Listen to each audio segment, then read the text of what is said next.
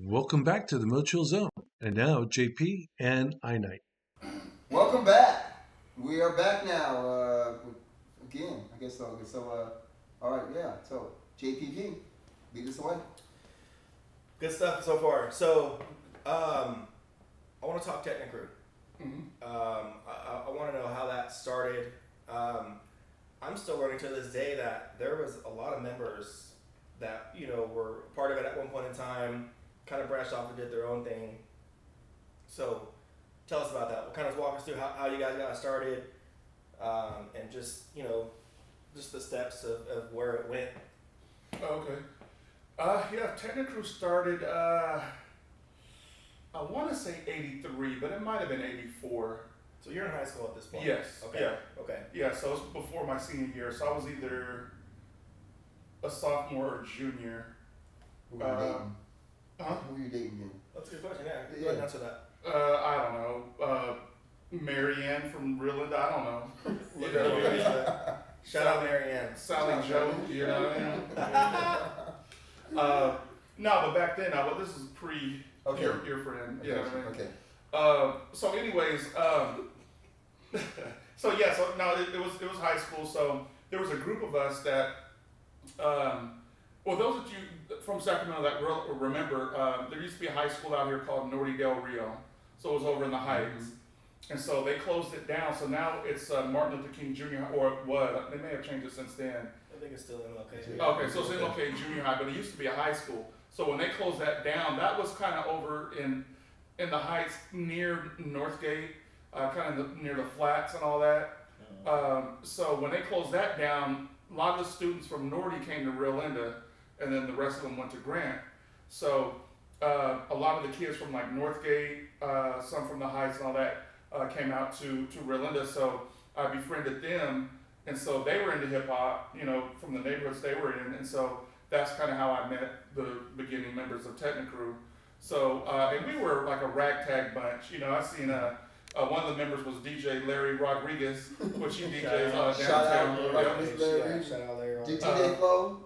Yeah. Flower, right? Flow? Flower Bottom. Flower Bottle, Yeah. Bottle. I'm sorry, DJ Flower Bottle. I could mess that up. So I'm not gonna cut you. So when you say you guys started in high school, these are obviously kids or other guys you're going to school with. Is that like we're passing each other in the hallway? Let's start. Like, were you guys rapping then? Not really. What was No, that? we were more DJing then. No, okay, let me take that back. We started off as a popping group, like a dance group. So do you mind showing us So- some of the no, shows? he can. He can. Oh, that's Yeah, why you put me on that. You know what I'm saying? It's the interview about me. It's about you. You know what I'm saying?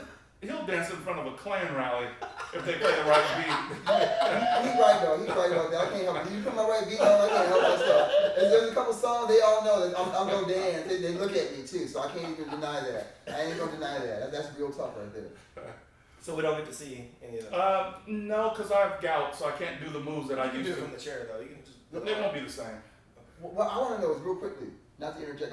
Like you guys said, a dance group. Who was popping? Who's the breaker? Who's that's what I want to know. Like who was That's a good question actually. Pretty much we were all poppers. Really, we Okay. weren't.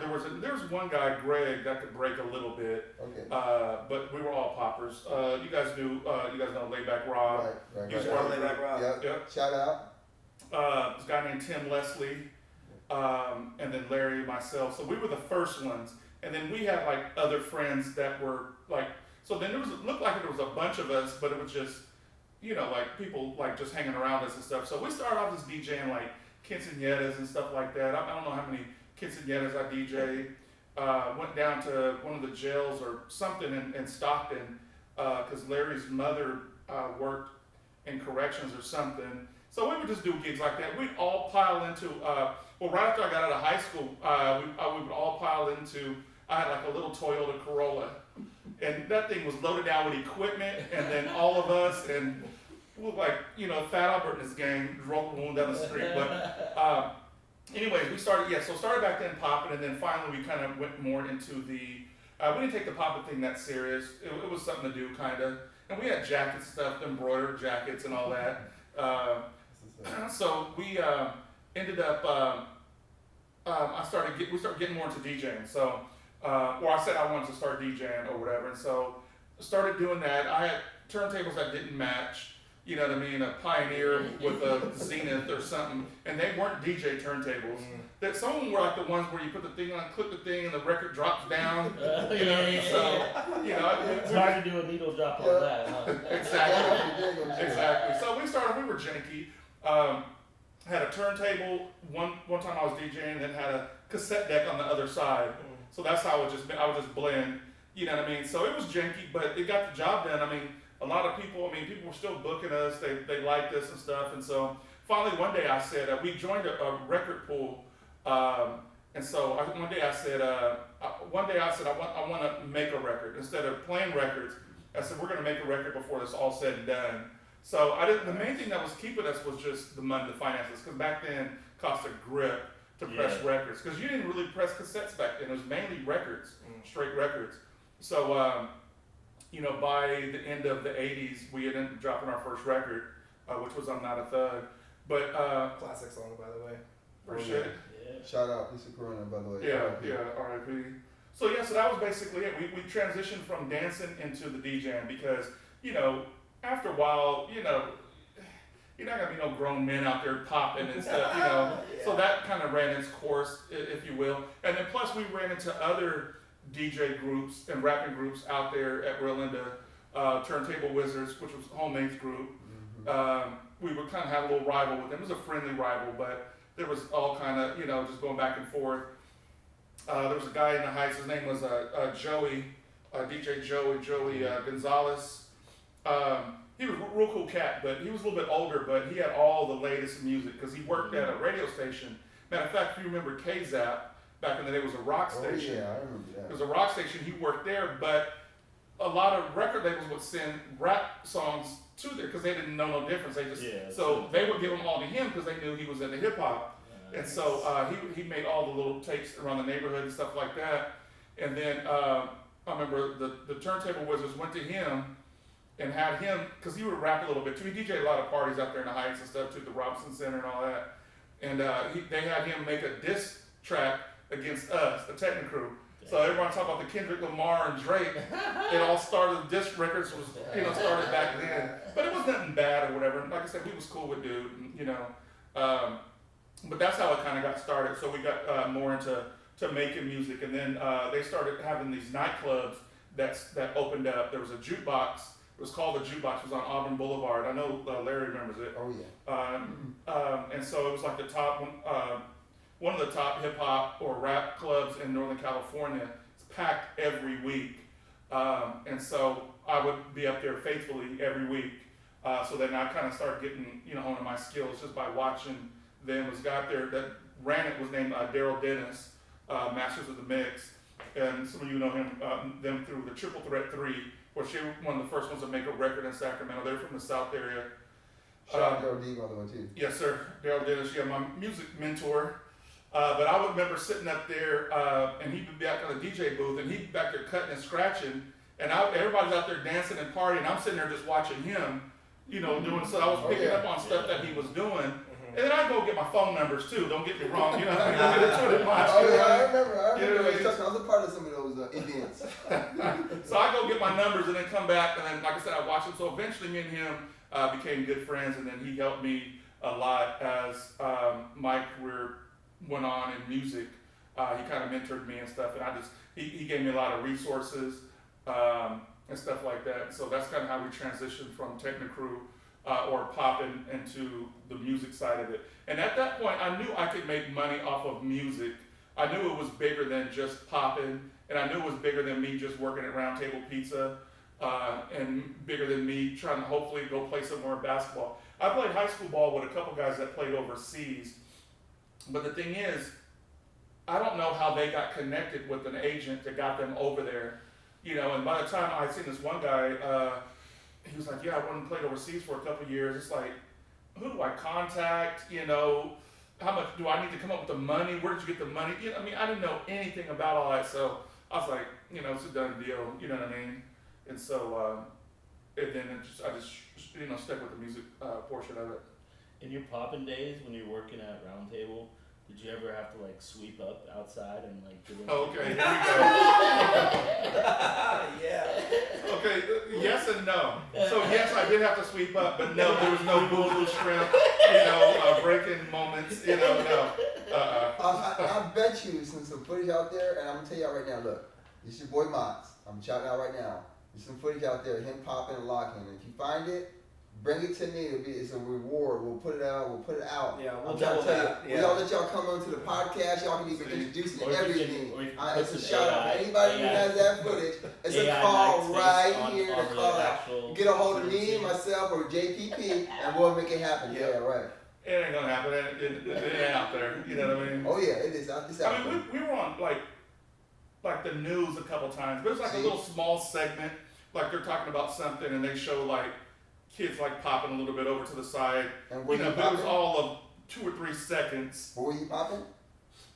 Yeah, but okay, that footage is lost. So the footage is out there somewhere, and I will find it. So I'm calling up all my fans out there, people out there. The microfilm. Yeah, exactly. Something, whatever, You guys won't recognize me anyway, so.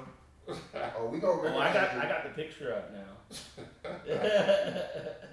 So I want to talk techni-crew, at least the rap side of it, the members of that group, and we'll shout out Speedball.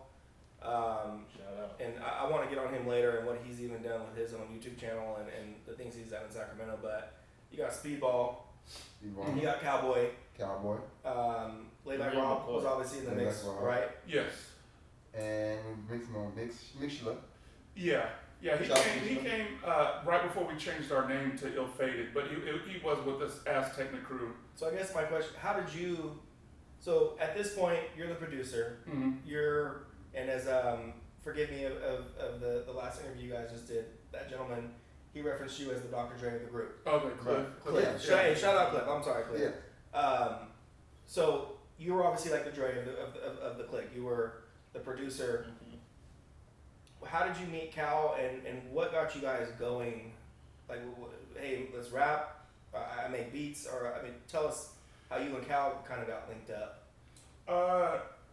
With Cal, okay, so we were already rapping before I met Cal and Speedball, we were already rapping, just locally, okay. You know what I mean? So we had a rapper, a guy, one of the guys, some of you watch this may remember, a guy named Alan Bante. Now, he was one of the baddest breakdancers in definitely Sacramento, but I'm biased, but I'd have to say California.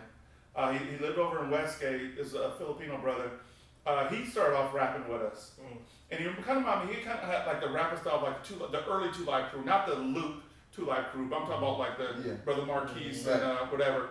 But he was like, so he was one of the first rappers, but he wasn't in the group all that long.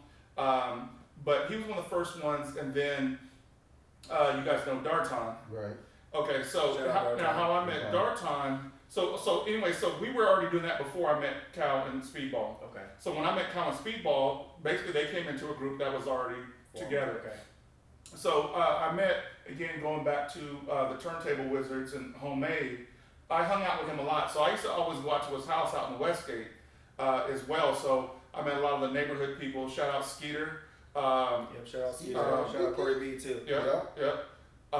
So hung out with them a lot. So we would go to, a lot of times we would go to parties together. So Daryl Dennis used to do these big parties like down to Convention Center back in the day, like on New Year's and different times. So a lot of times we would go, we're waiting in line, we'd meet other people.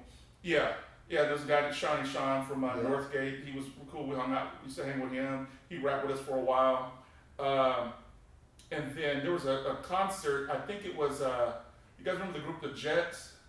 I think it was The Jets and like Lisa and Cult Jam or something. That was back, big in the 80s or whatever. So we were there, so I met some people. So I met Darton then. He knew Monty, but then he was like a lot younger than us. So we just kind of started hanging with him. He lived down the street from Monty. So then he started rapping with us, so him and then Alan Bante. So then at that point, we're driving from between Rillinda and Westgate, and then I seen Speedball hanging out somewhere. Homemade had seen him, so Homemade knew him. So we stopped and started talking with him, and then that's how I met Speedball. And then when I met Speedball, then that's when he introduced me to Cal. And so he said, I got a partner that raps too, and blah, blah, whatever. And you guys looking to get in a group, or, whatever. And so they were looking for somebody that, a DJ and somebody that did beats. And I was looking for rappers, so it was like a perfect fit. You know what I mean? So, and then I met this guy here. I knew him from before. And that's my next question. Go ahead. That's my next question right there. Go ahead. Yeah, so I met him beforehand because when I worked at Round Table, it was over in his old neighborhood, over in Hillsdale area. So we some mutual friends or whatever. So that's how I met him. We didn't hang out or nothing, but I met him. Yeah, In fact, he came to the house. Yep, I sure did. At one time out in Rio Linda.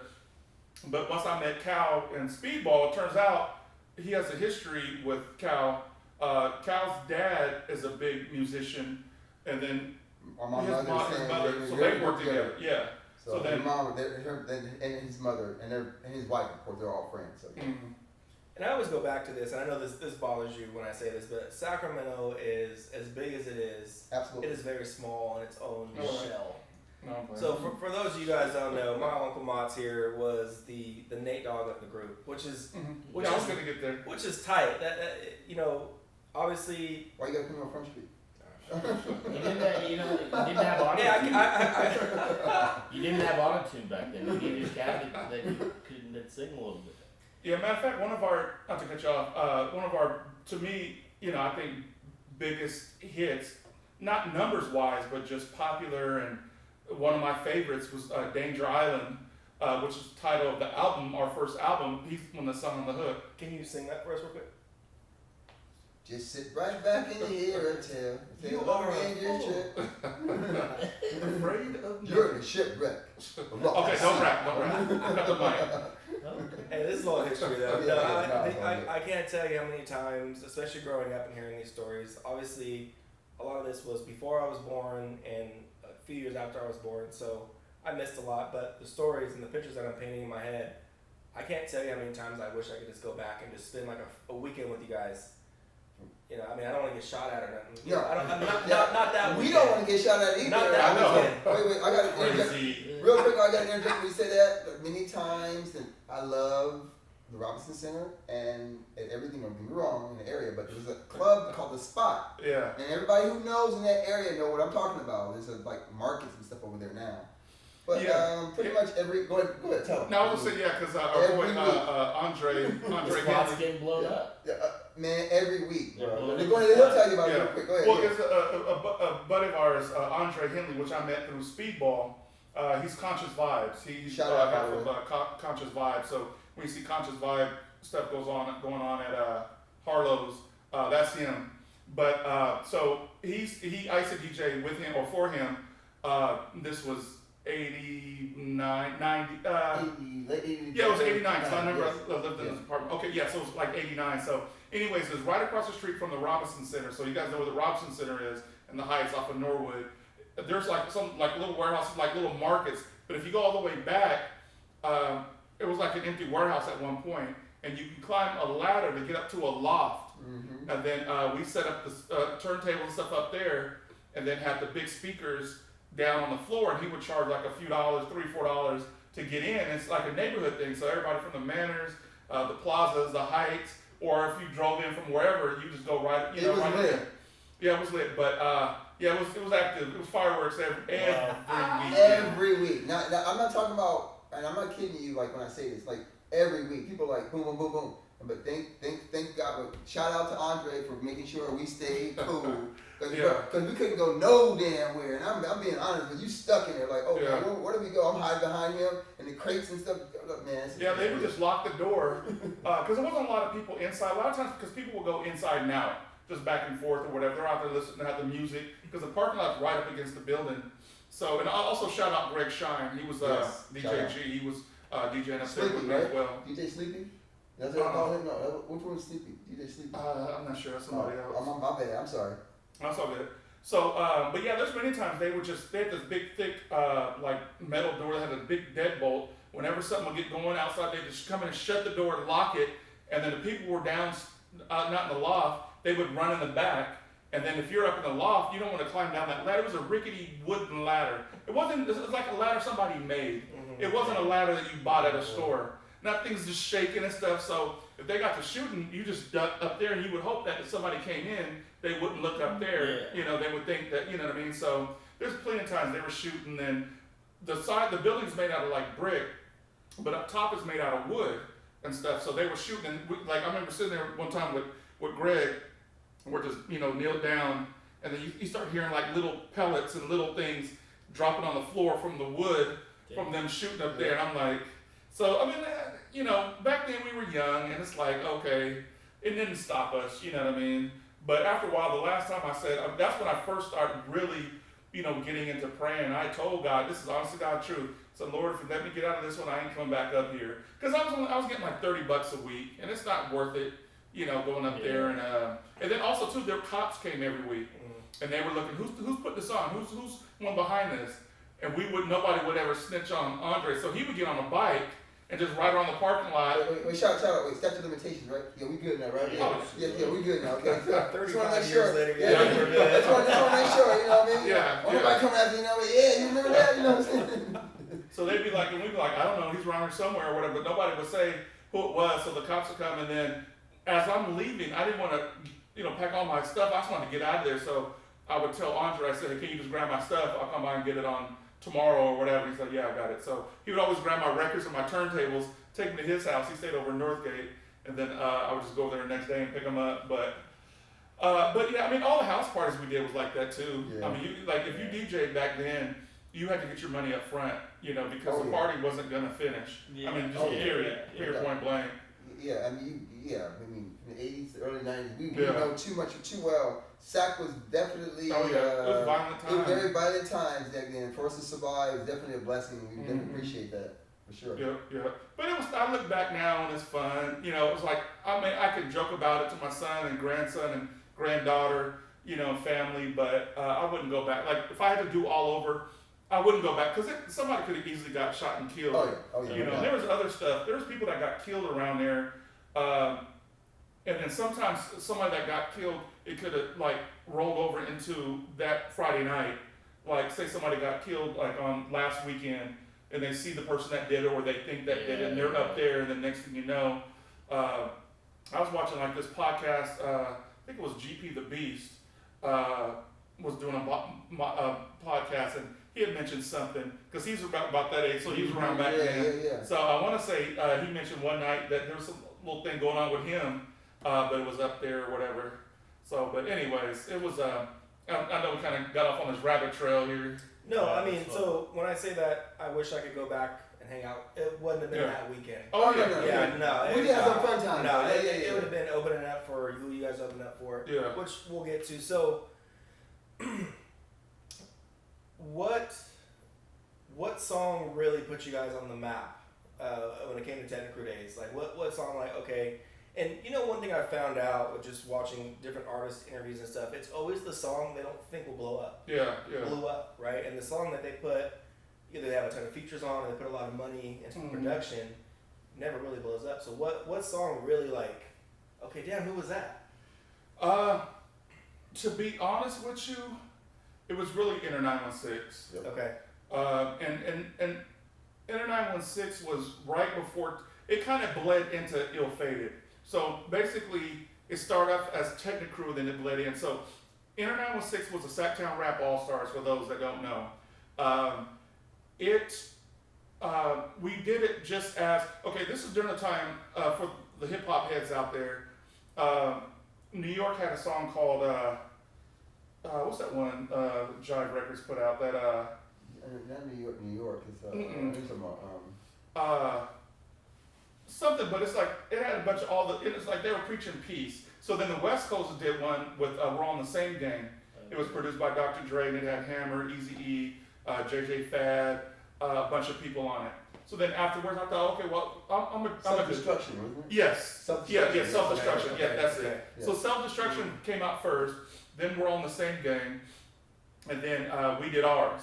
But obviously ours on a much smaller scale because we were local and we didn't have no major distribution. But the song actually blew up. So I contacted other rappers that I knew, because we were friends, like I said, with a lot of different groups and rappers.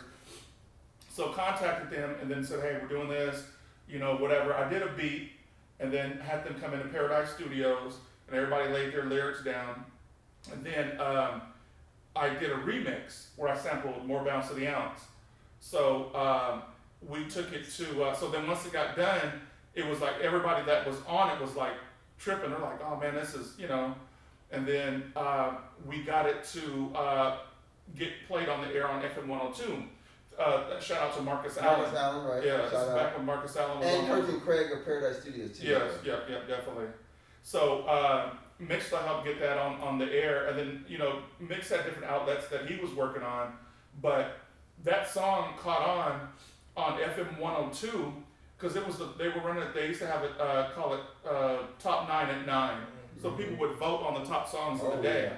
So we made number one probably for maybe a week and a half at least. No, it was like 2 or 3 weeks straight. You guys beat the Red Hot Chili Peppers. Yeah, which is crazy. Yeah, literally like you phone in and call in. This is not, and trust me being a part of all this, not only I'm a friend and being in the group and singing, it got my start. It was amazing to see that, to be a part of that, to see that. I mean, like to see them a part of that. Like I was just like, there's no words I can tell you how to being a part of this scene and being a part of that. It's like it would be like the Beatles coming and you see that you see the stereo coming, you just see it. It was there, man. I'm trying to tell you, it was there. It really was there. So how did it feel to hear your song on the radio for the first time?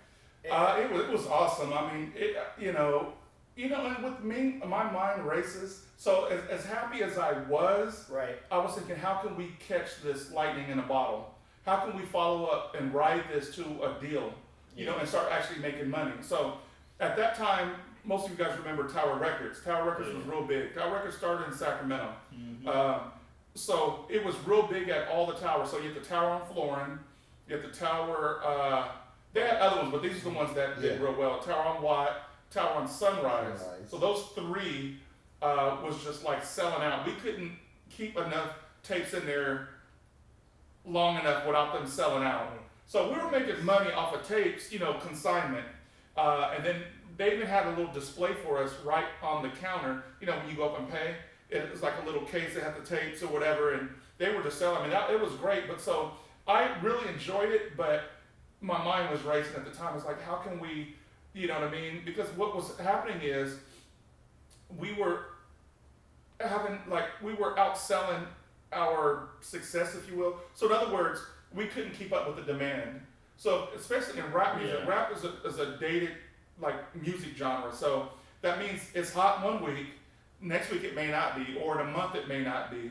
So it's not like rock or country, something that will have a lasting effect or whatever. So our goal was to, let's print up a bunch more, let's contact some labels and say, hey, we're making it, so that way they can come in and put that big bucks behind us.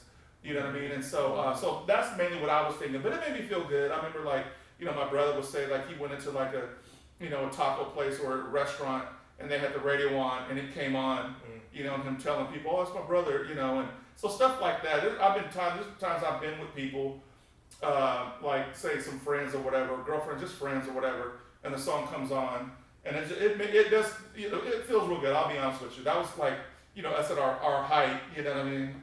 But yeah, that was right. We were still techni-crew, but here's where I bring in BMW. Shout out Brian Edwards, BMW. He was the one that funded everything for us because he had just became a correction officer. Well, he was working at McClellan, then he became a correction officer. So he had a little bit more money than we did. So we told him, because he wanted to do music too. So I said, okay, we'll produce you a tape or whatever. If you help us get out, we'll do one for you. You do it all. So he said, all right. So then that's how we were able to get even I'm Not a Thug out, all that. So it was his wallet is what allowed us. If it wasn't for that, no telling when we would have came out or if or whatever. But so that transition. So right when we did the BMW tape, which stands for Best Man on Wax. Black Man on Wax. For a longest time, and I'm being real. I'm not trying to be funny, but it's for real. I mean it, I thought it was, but and no version of W, but yeah. Yeah, so now he really helped us out. So so that's basically it.